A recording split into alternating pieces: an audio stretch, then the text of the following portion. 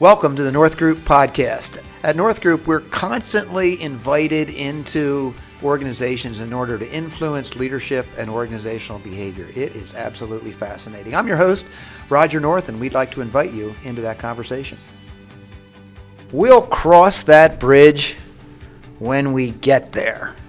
Another common idiom we hear from time to time, and we're going to use that here today to talk about the beginnings of our generational transition here at North Group. I'm Roger North, and I generally host this podcast, but today it's about transition, and I'm in the center of that transition, and so I'm going to transition the hosting of this podcast over to my good friend, Mr. John Zeswitz. John.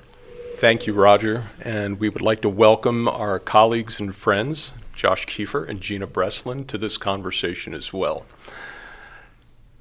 So we're frequently invited into this conversation around transition with organizations, structures, current, future, and they all exist within a context. So we layered over that the idiom that we cross that bridge when we get there. Seems a rather dubious approach. Well, it's interesting, John. We get a lot of calls from people who are well into the time that they should be discussing transitions, and they're still tiptoeing toward it. And in effect, I think in a lot of times waiting for some kind of external trigger to set that off, but most often the external trigger is not the one you would want for the best kind of transition to move into the future. And so, as we'll talk our way through that idiom here today, I think we'll find that it isn't probably the best one for the kinds of generational transitions we're talking about, because most of them really ought to exist as a journey and not necessarily as an event. So that's a great place to start, Roger. Tell us about the journey of North Group. Give us some of that context and how transition has been a part of the thought process developmentally. Yeah, thanks, John. Well, of course, we started the business in 1997, and I can't claim that I had any great view of 2021 from 1997. I clearly didn't. One thing I did have in mind from the beginning is that I always wanted partners. I never wanted to do this thing alone. And there were some reasons for that that probably go before us even getting into the transition conversation, but they've worked in our favor over the years in that I have never been without a partner, or in this case, multiple partners, multiple shareholders here at North Group. And I think that's one thing, whereas I didn't necessarily plan it as a transition element, but has really worked nicely as a transition element. So since 2003, I've had one of my current partners and shareholders, Darrell Lizzie, joined us back in 2003, became a partner shortly after that, and of course I've added good friends since then, including Jerry Murray and Craig Schloniger and Brian Black to our partner team. And it brings us to this point of transition where in 2015 we began to think, you know what, we've got something here. We have an organization, we have a mission that we think is worth going beyond the founder. And that was never a humbling thing for me. That was always a motivating thing for me, that somehow I don't claim the mission for myself. To me, it's a God-given mission, and therefore I need to hold it loosely. So beginning the conversation, there's been some hard challenges for me within the conversation, but beginning the conversation was not difficult because it's something I felt was part of the stewardship of this company. So a piece of that stewardship, which is really the focus of our conversation today, is the emergence of something called succession partners, successor partners. Mm-hmm. And as we take a look at that concept, how did that come to being? How did that frame out? So there are partners, and looking into the future, now successor partners. Yeah. Maybe I could frame it out a little bit, John. So for a number of years, we have operated in a corporate structure, but our behavior has been more partner-oriented. So there was a time where I owned a majority of the firm, and I probably acted like it.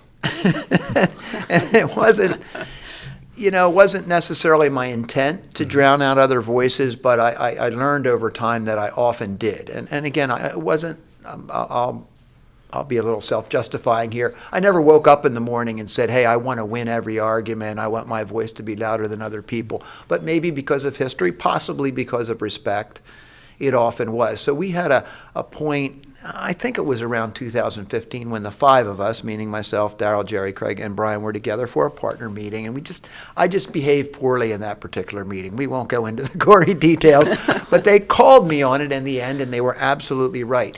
And in the way that you can use seminal points in time, even if they're not the greatest, to build something, we built from that moment and said, we need to relate to each other in a different fashion than we have before. And it was at that point that we came up with a phrase that we called equal voice. And we needed to work our way to some point at which, in general, we weren't quantifying it, but that everybody felt equally welcome to the conversations about the organization and its future. And that was really a good journey for us. And when we eventually got there, which I think we did, that was the point at which we then started a succession journey that allowed me to move out of my majority ownership position. So we wanted to use relationship to drive the dollar transaction, not the other way around. And for our organization, where the mission starts with the three words, through sustained relationships, that was the best way to do it. So Josh, Gina, congratulations on being chosen. And I think that's the right word, chosen as successor partners, breaking new ground for the firm. Tell me your journeys to North Group. Gina, let's start with you. How did you align with North Group? Sure. Thanks, John. One of the things that North Group often says is we want to make friends wherever we go. And so Roger and I just happened to go to the same church, and one Sunday he tapped me on the shoulder and he said, "What are you doing?" And he meant, work-wise. My kids were younger, and I was ready. It was, our youngest was heading into kindergarten, and it was time. I don't do the stay-at-home thing very well, and so I came to North Group in a part-time role because that's what worked for my schedule in that moment.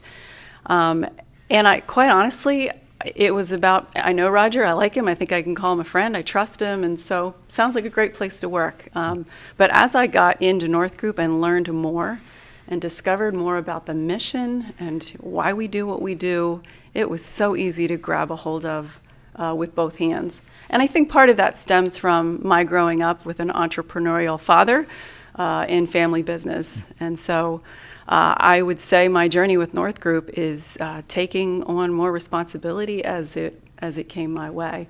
So I'm happy to dig further into that, but I don't want to take all Josh's time. So there's plenty of time, and Josh, I am pretty certain your journey isn't the same as Gina's on how you became affiliated with North Group. No, that's fair. I wasn't at home with kids at that point. But there are a number of parallels actually in our story. One would be that just through common relationships, I had actually gotten to know a number of the consultants that were here, a few of the partners as well, and would have called them friends. Would see them periodically, even grab lunch or breakfast with them periodically as well. And so I knew generally about North Group.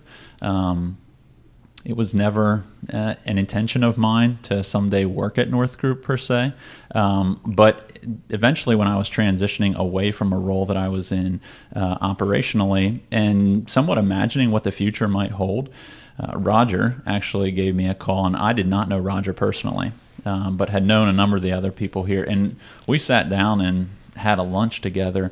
And one of the things that, again, parallels Gina's story is the more that I dug into North Group, that I got into the mission, the vision, the values, that's really where I saw very strong alignment. When I understood even more as to the approach behind what I saw externally, that I really thought, wow, you know what, there might be something here. And again, conversation with Roger further confirmed that and led to a 7-month transition away from what I was doing, and stepping into the role here at North Group. But really, it was the mission and the vision that was a catalyst for that, and the relationships that I had here certainly helped that out. But the relationships could have been here, and if there wasn't strong mission vision alignment, I'm not sure it would have been the right thing. So Josh, let me ask you this question, and Gina, I'm going to be coming to you with a similar question. So forewarned is fair warned. Sounds great. So we talk with our clients frequently about the importance, the critical nature of core values. Tell me, what was the core value that really grabbed you about North Group as you were interacting with folks prior to joining the firm? Yeah, probably an other-centeredness. I say that just because no matter who I bumped into along the way, I always experienced that core value. I didn't know that it was a core value at the time when I first started getting to know and interact with people from North Group, but as soon as I found the core values in the course of conversation with Roger, that was very self-evident. In every conversation I had, in every relationship that I had built along the way, there was truly an other-centeredness, wanting what was best for me, for whatever and whoever they were interacting with. And so that was certainly the one that jumped to the forefront for me. I can see why that would resonate, Josh, because you carry the reputation of being everyone's best friend. So there's the piece of that you can see how those two things really come together. Gina, for you, you talked about how the mission just kind of, you were able to put your arms around it and grab a hold of it. What was that like for you as well? Yeah, great question, John. Thanks. When I think of our core values, the one that is so easy for me is instilling hope. And so that ties right into, through sustained relationships, we develop leaders and organizations to their highest potential. And transitions aren't always easy. Sometimes they're sticky, sometimes they're messy, sometimes there's a lot of history there. But at the end of the day, we want to work to instill hope. And I'm probably optimistic to a fault. I mentioned my dad earlier. He was the kind of guy that just demonstrated every day what I call can-do spirit. And so when you put all that together, just wanted to jump in with both feet. Could I cut in Yes, there, John, please. just because Gina and I have had a long journey together, a really good journey together. Gina has embodied the instill hope in the way that she interacts with our team and the way that she interacts with our clients.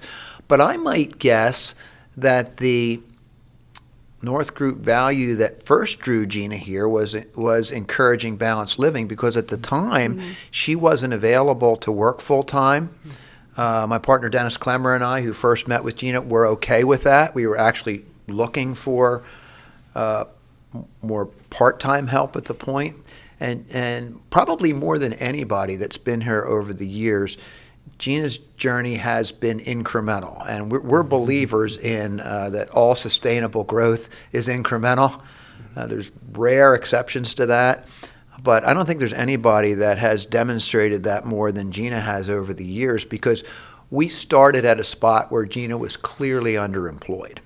Highly educated, articulate, competitive, energetic individual. And we were basically asking her to help us with some of our administrative load. But what she is, and so I think at the time, the fact that she could be flexible around that, and that our culture was one that would allow that kind of flexibility, and then extended trust to people to say, hey, we're not so concerned if you get here at 8 o'clock or 10 o'clock, we have a certain amount of work for you to do. We just trust that you're going to get it done within the agreed upon time frame. She was great at that. And as a result of that, I think that one may have drawn her at first, because she had a lot of other responsibilities in her life, including still some connections to her former family business. Young children at the time were back when, correct. when Rachel and Patrick would have been in grade school, I guess, really elementary school. But then again, it's just so fun for me as a founder and somebody who was involved with developing the core values to see people come in and grab a hold of them and make them more than what I ever saw them to be. And I think those two values in particular are reasons why Gina is a shareholder in this firm, aside from her very obvious competence and character.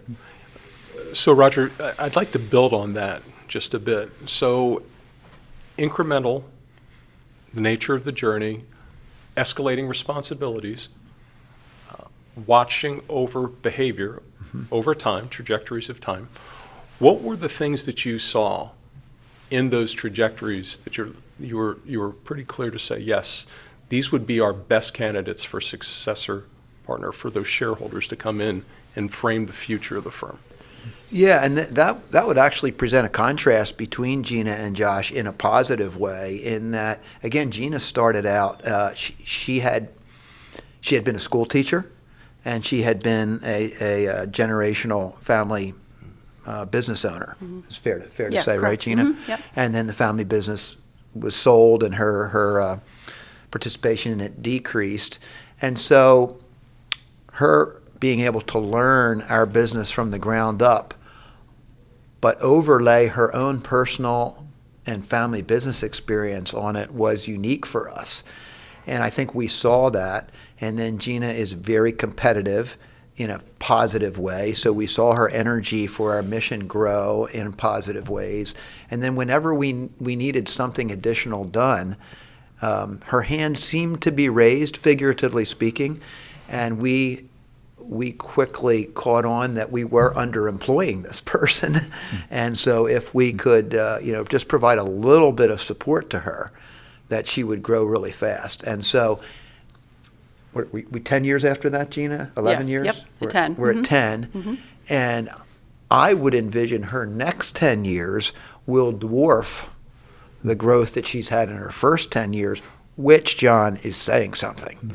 And so the kind of potential she has to envision our future in ways that maybe Jerry and Craig and Brian and Darrell and I would not, she brings a different perspective to that, which we really value. So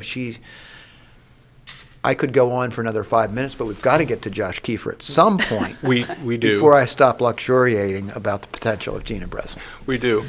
But before we turn to Josh, Gina, I would love to know from your perspective, that figurative hand that went up for escalating responsibility, what was that like for you to experience that?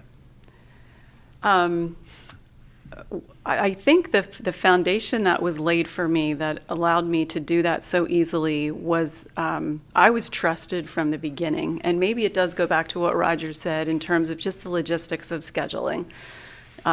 Nobody would question, is she working? Isn't she working? When I would make a mistake, and it has happened, but in those moments I was fully supported by the team, and that I've got your back. And so that just, I think when you put that together, just the trust and the support just really allowed me to thrive. And the competitive piece might play a role too. Field hockey. Just field hockey, among other things, yes. Yeah. Okay. Very good. So, Roger, your perspective on Josh, what you saw in Josh that was, by your own admission, was different than what you saw in Gina. Well, what was really interesting there is up until a certain point in our organizational growth, almost everyone had come to North Group out of a prior relationship that I had personally had. And that was a good play for me because we're character first people. So with Gina, I already just knew some things about Gina, and maybe I'm gifted with a little bit of an intuition about how this thing works and what would match up. So there was just this sense in my mind I should talk to Gina and see if she would even be willing to have a conversation with us. In the case of Josh, it was different because I just simply got so tired of hearing about Josh Keefer from just about everybody, and at some point I got jealous of the fact that I seemed to be the only person in Lancaster County that was unacquainted with this man. So finally, I don't know, it was Darrell and Brian, I think, my partners, came to me and said, Roger, you need to meet Josh Keefer. And I said, well, I guess I do, because I'm tired of hearing about him. And I said, what do you want me to do when I meet with him? And they said, make sure we're right and then give him a hiring offer. And I said, that's exactly what happened. In fact, we went to lunch, right, Josh? That was the first time we met, was the right? first time we We met. went to lunch at a restaurant on Main Street here in Lidditz, buy local. That's what we do. Here we go. And when we got about 100 feet from the restaurant, I pulled a typical Roger North, and I turned and looked at Josh and said, "So Josh, would you like to work at North Group?" And he says, "Yeah." And I said, "Really?" And he said, "Yeah." And I said, "Oh, everybody else wants you here. Now after eating lunch with you for like an hour and 15 minutes, I'm convinced. How much would you like to get paid?" And he told me, and I said, "Well, yeah, we can do that." And then we pressed the thing that allows you to cross the light and went back, and that was the end of the story, right? Except it took you about 7 months to get here after that. That was a little excruciating. But Josh was in a different position than Gina in that he came directly from a role that had a lot of immediate applicability. He had a frame of reference. He had worked in a fast growth developing organization. He was probably plunged into a position that he might not have been 100% ready for and became successful in it in a fast growth environment. And he had a lot of trust given to him. Is that right, Josh? That is right. At Global, That's right. in that position, and he grew with that. And that's the way we operate. Is when we trust somebody, we give them a lot of responsibility, and we assume that they will ask for our help when they need it. And if they don't, we figure they got it. And Josh fit in really well with that environment that we have here. So he came ready to serve our clients. And I'm not meaning Gina didn't. It's just that Gina's trajectory was so different than that. Right. But Josh was ready-made for a lot of what we do, and his experience, which is a very varied experience for as young as he is, really put together a tapestry that was ideal, really, for what we do here at North Group. As young as he is, Josh, congratulations on being named again to the Central Penn Business Journal's 40 Under 40. Thanks, John. Yeah, I have socks that are older than that. But what was that like for you walking to that lunch? Did you have any inkling that this is what the nature of the conversation was going to be? You had had interactions with just about everyone else in Lancaster County, including most of the partners, except for Roger. What was that like for you walking into that? Yeah. Going into the meeting, I did probably have an inkling that in some ways we were going to talk about the future, not just in a general way, but more specifically here, potentially at North Group. And Roger had done a good job of even kind of setting that up. We had some email correspondence and a phone call as well leading up to it. And Roger's very good about being clear about what we're going to talk about or what the message might be. And so we had spent some time talking even on the way there, just generally getting to know one another. As soon as we sat down, I was very curious about just the starting of the firm, but even what was that like? And then again, going back to the mission, vision, values, where were those birthed from? A greater understanding too of the foundation that North Group sits on. And it only confirmed all the things that I had either read about or perceived from afar through relationships with other people. And so Roger's right. It was actually a relatively short conversation where I think that we had a chance in short order to both see that what we were talking about was genuine and that the other person was genuine in the sharing as well. And that really allowed the conversation to be expedited and to be standing on the corner of Main Street and essentially do a handshake deal and go our separate ways, and then, yes, enter into a 7-month transition. Yeah, I would jump in and add to that too. I think it's the trust level that you see with Roger and the other partners, because you had those conversations with them already, and he's basically saying, "I just need to meet Josh, but I trust this. What's already been the foundation that's already been laid." Agreed. Yeah. So this is an interesting piece of the story indexed to the idiom that we started with. We're going to cross that bridge when we get there. Well, these things were in play long before these meetings were. The core values were in play, so we knew what it was going to look like. Roger, to your point earlier, a lot of organizations will agree, well, cross that bridge when we get there just isn't that's not a good strategy, but the behavior doesn't necessarily match with that. And when it matches up, some of these decisions born of different trajectories become far simpler to recognize. Would that be a fair way to say that from your perspective? Yeah, I think so, John, because as we think about how did Gina and Josh come into the opportunity to be what we're referring to as successor shareholders, that's born of, I don't know, 10 years or something of me starting to think about, well, I think I would like to see this firm go beyond me.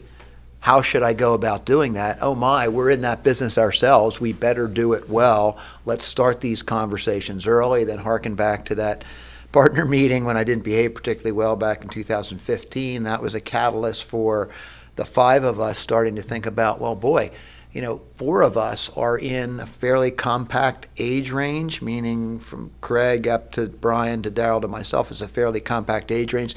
So that makes our financial buyout a little bit more complicated, so we needed a plan for that, and so we started to think about a plan for that. But we also knew that the relational needed to lead the transactional in our business, so that's when we started down that path. And then you asked this question earlier, and I didn't fully answer it, so if you're not ready for this, fine. Please go ahead. But we came up with our own concept that what we call partner shares, which is the five of us that have had equity ownership in the company, would control the voting shares, if you will, though we don't actually vote on much, but there is a corporate form and a necessity for that. And then we created a class of non-voting shares, which we're dubbing successor shares. And the idea there is that we would invite people to make an equity play, an equity buy into North Group, which would start our next generation transactions.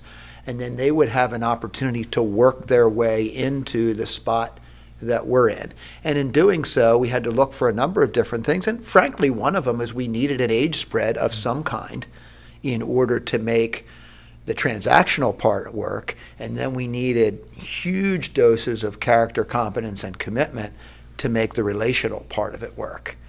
And so these two, meaning Josh and Gina, fit like a glove. And we are fortunate that we have other people in this firm who exhibit the exact same characteristics and will probably get the same opportunity at some point if they choose. But we want it to be a choice, because entering into business ownership, even in a fairly modest way, as Josh and Gina are doing, is not for the faint of heart. You need to be willing to take some risk. There's no guarantees. We asked them to write checks made out to North Group consultants, and we gave them no guarantee that they're going to get it back. But the great part for them is whether they're going to get it back and more has a lot to do with the way that they invest their career and operationalize our core values and mission here at North Group. And we just, it was easy to make the offer to both of these individuals. So it's all part of it's not across that bridge when you get there. It's when we get there, we won't even know that we're walking over a bridge. That was really our goal. And, someday, and it'll be, the plan is for this to be about 4 years from right now, actually, is I will sell out of my equity ownership, but I don't think for me that will be a dramatic moment. I don't think that'll be I don't intend for it to be a dramatic moment of the firm. It's a little bit like when you're driving on a superhighway and you've got the cruise control on 70 and the road's fairly smooth. You don't notice when you're going over a river gorge that's 30 feet below you, because there's a bridge there. You might have noticed the guardrails, you might not have. That's the way we hope it'll be in the future, because when we don't have to think about those things, we can stay focused on our mission, and we can stay focused on engaging our employees and over-serving our clients, which is what we really want to do. Which is a great point, because there's a business to run. Absolutely. In the midst of all of this Yes, there planning is. and stepping into these plans. So tell me, Roger, a little bit about that tension that's managed. The running the Planning business it, and coming up with the plan, stepping into the plan, and assuring, though, that there is a core business to run.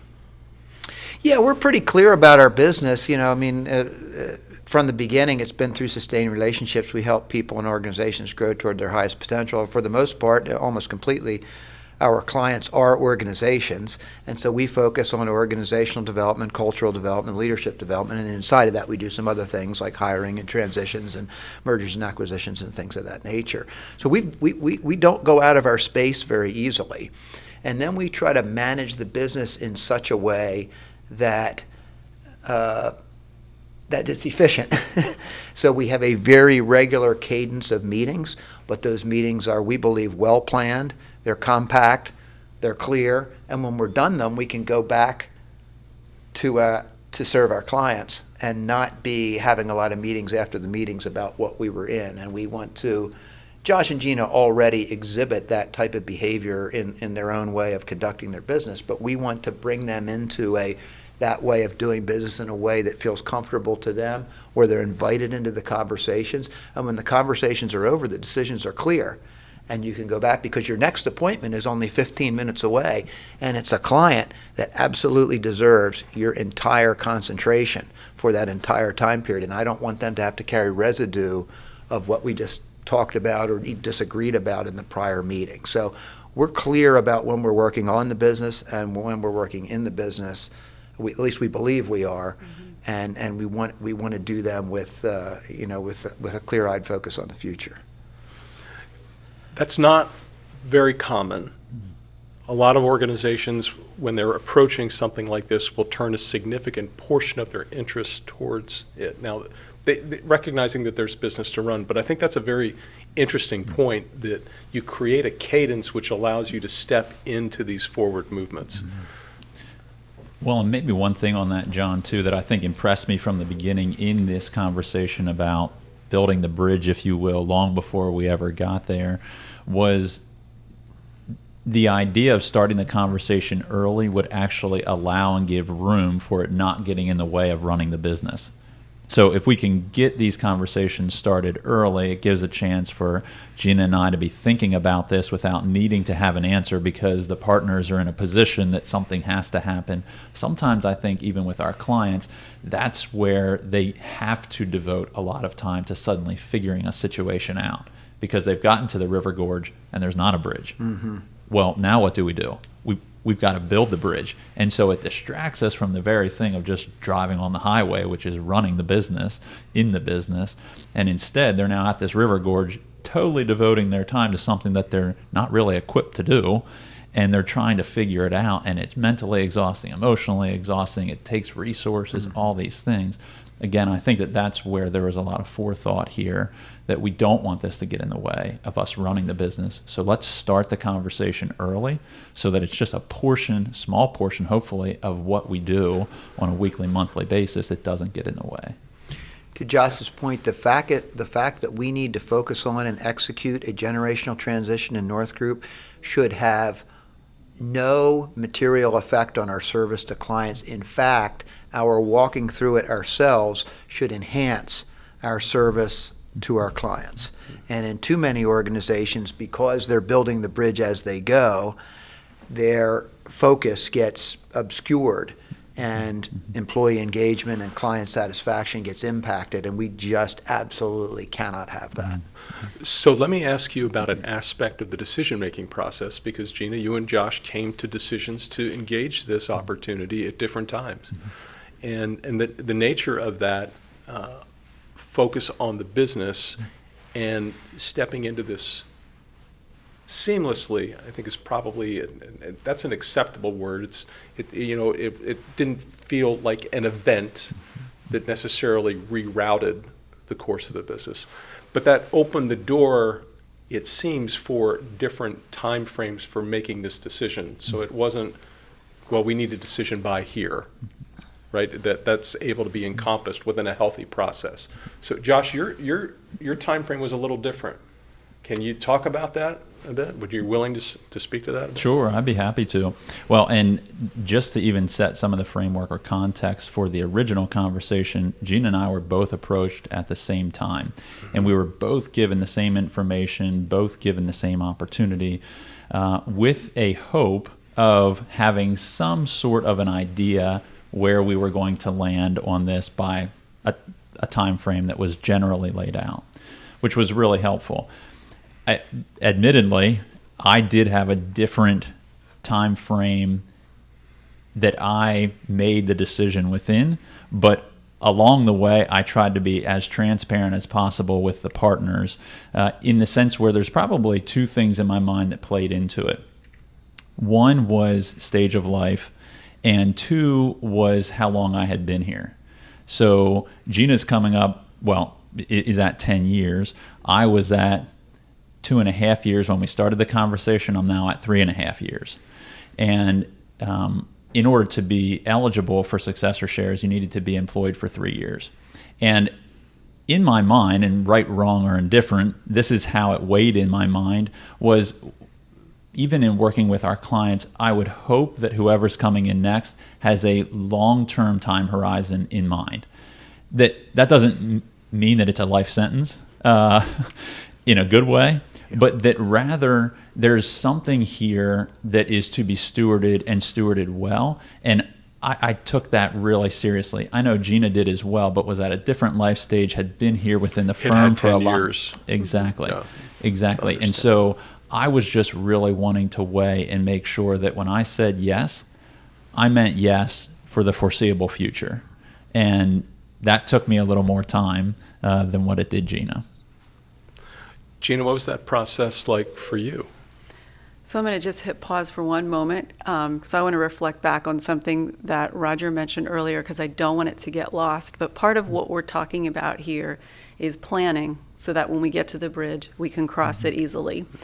And Roger said when that time comes for him, it will almost be no big deal. And we can't lose sight of that. Mm-hmm. And that has only happened, I believe, because mentally, as we walk through these intentional steps, you allow yourself time for the emotional part of it, the mental part of we're planning for something new and different. And so when we're ready to cross that bridge, Roger's already, prepared in his heart, in his mind, in his soul, what that's going to look like. So back to my decision to join in this way. I did what, I'm sure Josh did too. You go home, you talk to your spouse, you think about the commitment that you're making. You certainly spend some time in prayer about this commitment. And details aren't really my thing. And so I stepped back and I said, at the end of the day, do you trust these people, right? Do you trust this group that you're making this commitment to? And the answer was so easy for me. And so I was able to get there really quickly and say, absolutely. We've weathered some storms, ups and downs. We've learned, we've grown. When I make mistakes, people handled it well, and so it was just easy to go forward because of that trust. That's well said. There are so many lessons that are embedded in our conversation in this podcast that are applicable to organizations across the board. I've had the privilege of sitting in this host chair for the last few minutes, but so with that privilege, I get to choose who gets the last word, and it would only be appropriate to provide the opportunity for the last word to the person who typically sits in this host chair. Roger, final comments. Yeah, thanks, John. That's very honoring. One thing I wanted to go back on is, and this probably is reflected in the decision-making processes that Gina and Josh has. I have a favorite song from many years ago. It's by the rock band The Eagles, and it was called the Hotel California. And I often quote this line when we're talking about bringing employees on board. You've all heard it, and it applies even more with respect to Gina and Josh's decision, and that is with respect to your commitment to North Group, you can check out, but you can never leave. And that's our intention, really, when we actually hire people with the view of whether we want them to grow old here at our company with us. That's the long-term view we have of character, of passion, of wanting to learn and grow and commit themselves to something. And the ante on that little line from that song was just upped. Gina had been here long enough that was a decision she had already made. Josh had to think and pray it through, and he and Laura needed to talk about it. And I'll tell you what, Josh is worth waiting for. So some people would ask me, were we patient during that period of time? I think for the most part we were, because we. But it wasn't easy. But it wasn't Right. easy, because we were rooting for him Clearly. and for us. But Josh has lots of options in life because he's just so gifted, and so that type of person is worth waiting for. And so I think there are some lessons here for our clients. We'd be happy to talk with them about it, but I think if we go back to cross that bridge when you get to it, transition is not something you want to be under construction and executing at the same time. You want to be building that foundation well in advance. And to Gina's point, even now I'm still 4 years out from vacating my ownership position and giving up my title and perhaps being kicked out of the office and having a painting done. Who knows? But I'm already preparing for that. I'm praying that I'll do that well. I have the utmost respect for the 4 gentlemen who have been through this with me, and the 2 that are joining us, and others that will join us in the future.